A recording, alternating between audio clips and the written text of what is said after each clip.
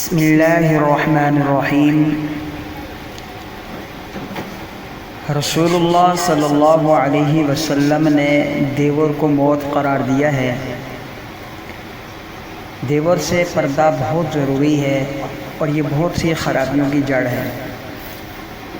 حکیم الامت حضرت مولانا اشرف علی تھانوی رحمہ اللہ تعالی اسلامی شادی اور رسم اسلامی شادی کتاب کے اندر صفحہ نمبر 174 میں ایک بہت ہی مختصر اور بہت ہی جامع بات لکھتے ہیں، اور یہ بات ملفوظات اشرفیہ کی طرف سے منسوب کی گئی ہے۔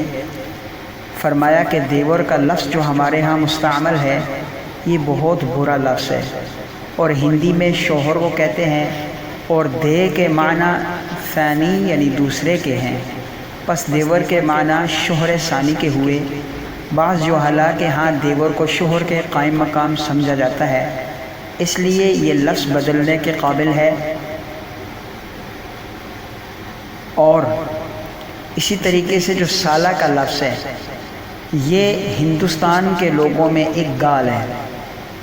آپ نے اکثر دیکھا ہوگا کہ وہ اس کو ایک گالی کے طور پر استعمال کرتے ہیں، اور اگر لفظ نامناسب نہ ہوتا تو میں اس کا ترجمہ بھی یہاں کر کے بتا دیتا، لیکن آپ لوگوں کو دعوت فکر ہے کہ آپ ڈکشنریوں کے اندر اگر ہندی ڈکشنری آپ کو مل جائے تو اس میں سالہ کا لفظ دیکھیے گا کہ اس کا معنی کیا بنتا ہے۔ تو اس لیے ان دو الفاظ کو تبدیل کرنے کی سخت ضرورت ہے۔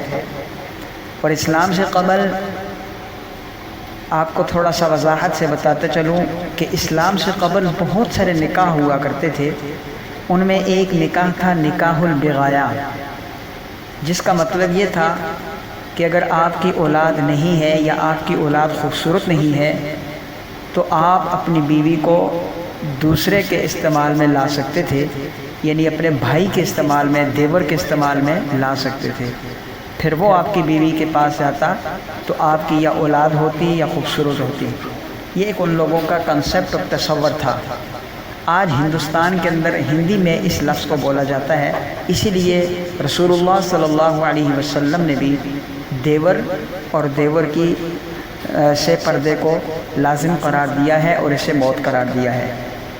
السلام علیکم ورحمۃ اللہ وبرکاتہ۔